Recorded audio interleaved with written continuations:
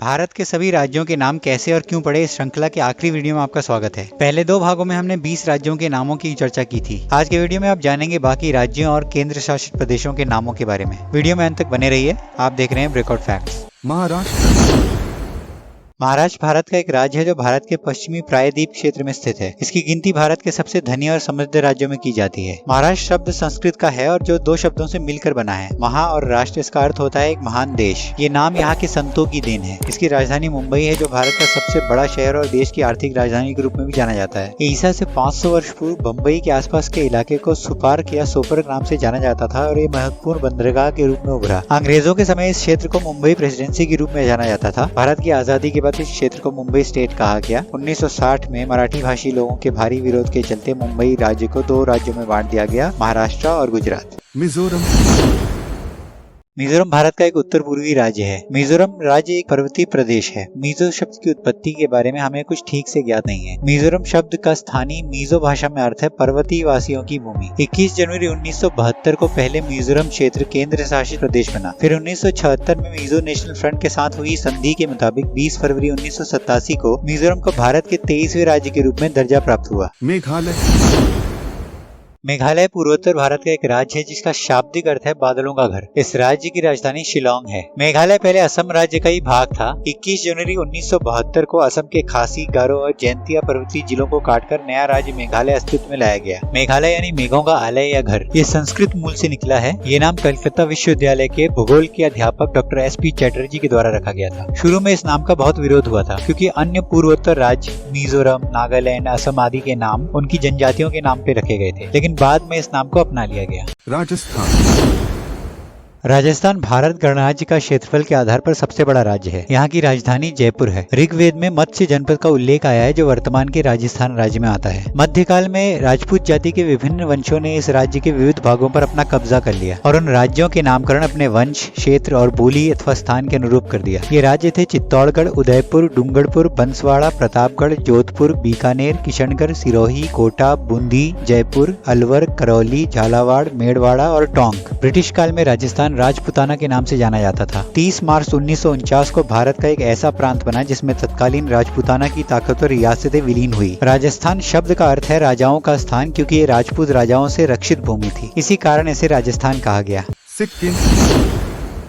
सिक्किम भारत के पूर्वोत्तर भाग में स्थित एक पर्वतीय राज्य है। गैंगटॉक यहाँ की राजधानी और सबसे बड़ा शहर है। सिक्किम नामग्याल राजतंत्र द्वारा शासित एक स्वतंत्र राज्य था, परंतु प्रशासनिक समस्याओं और जनमत के कारण 1975 में इसे भारत में विलय कर दिया गया। सिक्किम शब्द लिम्बू भाषा के शब्दों सु यानी नवीन तथा खिम यानी महल को जोड़कर बना है। ये प्रदेश के पहले राजा फोन्सियोक नामग्याल के महल के ऊपर रखा गया था। तिब्बती भाषा में सिक्किम को चावल की घाटी कहा जाता है।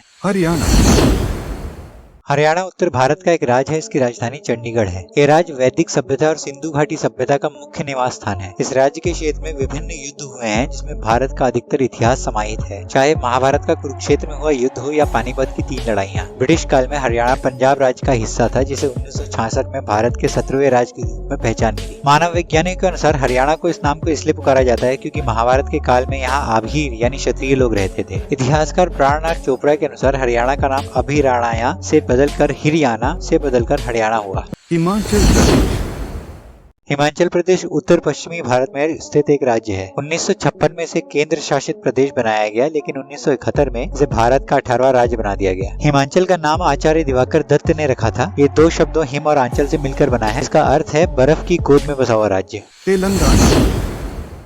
तेलंगाना भारत के आंध्र प्रदेश राज्य से अलग होकर बना भारत का 28वां राज्य है। हैदराबाद को 10 साल के लिए तेलंगाना और आंध्र प्रदेश की संयुक्त राजधानी बनाया गया है। ये आजादी के पहले के हैदराबाद रजवाड़े के तेलुगु भाषी क्षेत्रों से मिलकर बना राज्य है। तेलंगाना शब्द का अर्थ है तेलुगु भाषियों की भूमि। तेलंगाना को एक अलग राज्य बनाने की बहुत सालों की कोशिशों और आंदोलन के बाद 2 जून 1914 को इसे एक नए राज्य के रूप में स्थापित किया गया। अंडमान एंड निकोबार अंडमान और निकोबार द्वीप समूह भारत का एक केंद्र शासित प्रदेश है। ये बंगाल की खाड़ी के दक्षिण में हिंद महासागर में स्थित है। अंडमान और निकोबार द्वीप समूह लगभग 572 छोटे बड़े द्वीपों से मिलकर बना है, जिनमें से सिर्फ कुछ ही द्वीपों पर लोग रहते हैं। इसकी राजधानी पोर्ट ब्लेयर है। अंडमान शब्द मलय भाषा के शब्द हांडुमन से आया है, जो बजरंगबली हनुमान के नाम का परिवर्तित रूप है। निकोबार शब्द भी इसी भाषा से लिया गया, जिसका अर्थ होता है नग्न लोगों की भूमि। दमन एंड दीव दमन और दीव मुंबई के समीप और अरब सागर में स्थित द्वीप समूह है जो भारत का एक केंद्र शासित प्रदेश है। यहाँ की राजधानी दमन है। दमन गुजरात के वलसाड़ जिले के नजदीक स्थित है। दमन का नाम संभवतः दमन गंगा नदी से प्रभावित होकर रखा गया है। वहीं दीव संस्कृत के शब्द द्वीप से लिया गया है जिसका मतलब है एक आइलैंड होता है। इसे गोवा के साथ पुर्तगालियों से आजाद कर भारत में मिलाया गया था और 1987 में इसे केंद्र शासित प्रदेश का दर्जा दिया गया। उससे पहले गोवा राज्य का हिस्सा माना जाता था।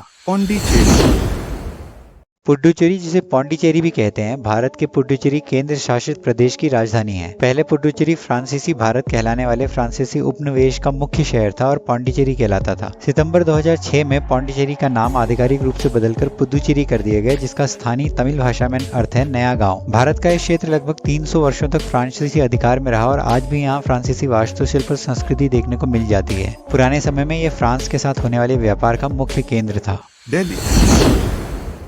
दिल्ली आधिकारिक तौर पर राष्ट्रीय राजधानी क्षेत्र यानी नेशनल कैपिटल रीजन भारत की राजधानी और केंद्र शासित प्रदेश है। यमुना नदी के किनारे स्थित इस नगर का गौरवशाली पौराणिक इतिहास है। इस नगर का नाम दिल्ली कैसे पड़ा इसका कोई निश्चित संदर्भ नहीं मिलता, लेकिन व्यापक रूप से माना गया है कि प्राचीन राजा ढिल्लू से इसका संबंध है। एक और अनुमान के अनुसार इसका प्रारंभिक नाम ढिलिका था। हिंदी और प्राकृत भाषा में ढिली भी इस क्षेत्र के लिए प्रयोग किया जाता था। दिल्ली का प्राचीनतम उल्लेख महाभारत नाम के महापुराण में मिलता है, जहाँ इसका उल्लेख प्राचीन इंद्रप्रस्थ के रूप में किया गया है। इंद्रप्रस्थ महाभारत के काल में पांडवों की राजधानी थी। महाराजा पृथ्वीराज चौहान के दरबारी कवि चंद्र बरदाई ने हिंदी रचना पृथ्वीराज रासो में तोमर राजा अंगपाल को दिल्ली का संस्थापक बताया है।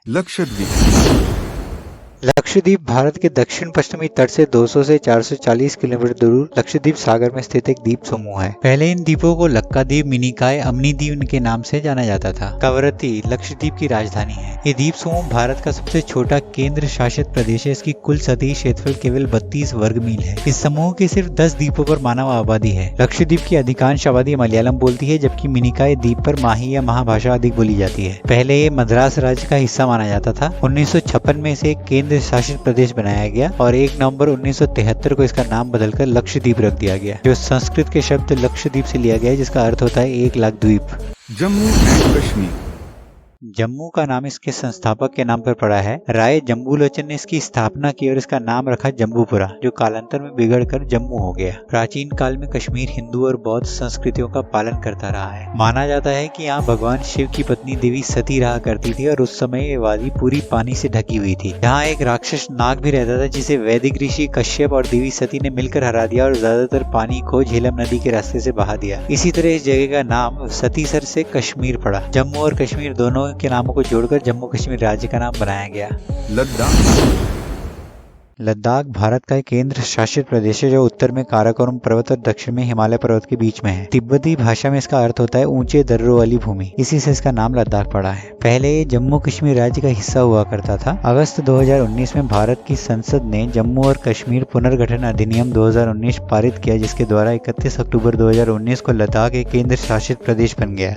दोस्तों, आज के वीडियो में बस इतना ही। आने वाले वीडियो में हम बात करेंगे भारत के कुछ शूरवीर राजाओं का, जिनका इतिहास हमें पढ़ाया नहीं जाता। कमेंट करके अपने सुझाव हमें बताएं कि आगे आप कौन से वीडियो देखना पसंद करेंगे। वीडियो को लाइक करें और शेयर करें, और चैनल को अब तक सब्सक्राइब नहीं किया है तो सब्सक्राइब करें और बेल आइकन दबाएं ताकि हमारे आने वाले वीडियोस का नोटिफिकेशन आपको सबसे पहले मिल जाए। वीडियो देखने के लिए धन्यवाद। मिलते हैं अगले वीडियो में।